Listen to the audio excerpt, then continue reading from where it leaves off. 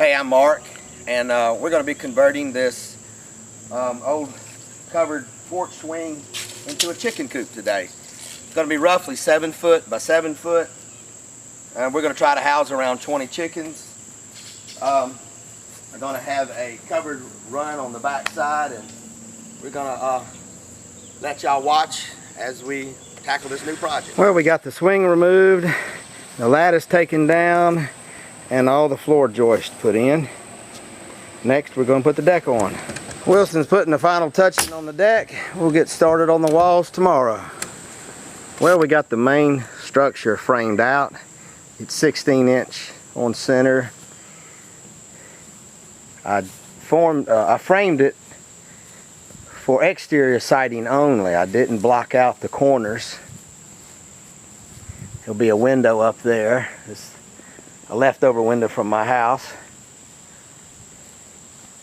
Since we're not going to be putting sheetrock or any kind of vinyl or paneling or anything on the inside, there's no sense to block out the corners. These 3 boxes there are going to be screened, and there'll be ventilation open all the time. And that will be my little chicken door. This is the back side, and this will be a door going out to the yard and the run.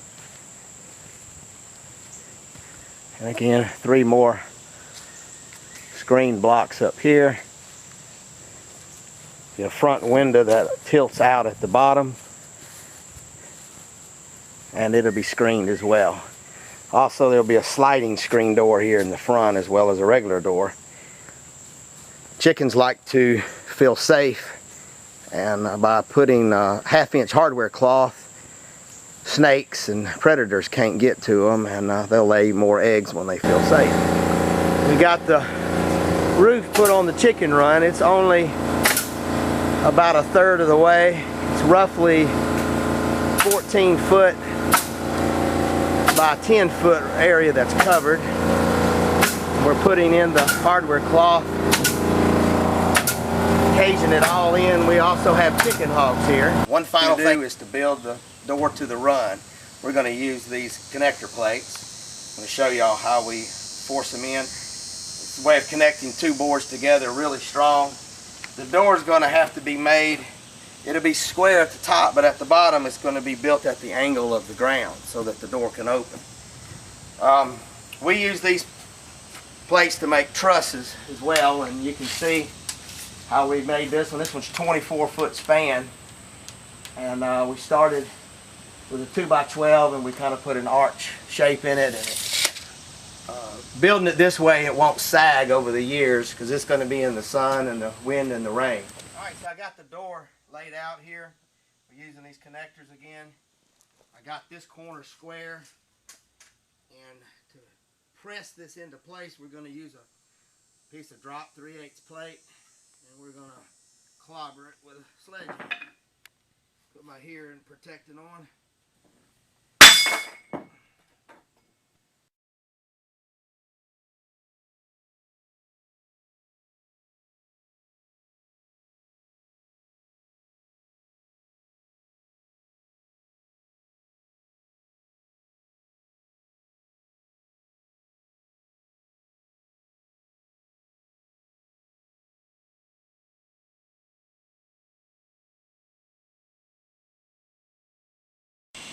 Well, we got the gate built, the hardware cloth on.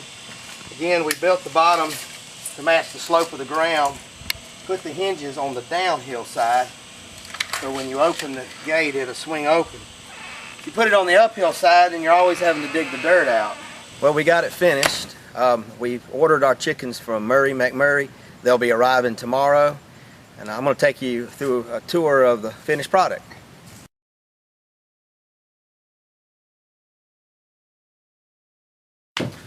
Well, this is going to be our brooder for the chicks. There's 26 of them coming.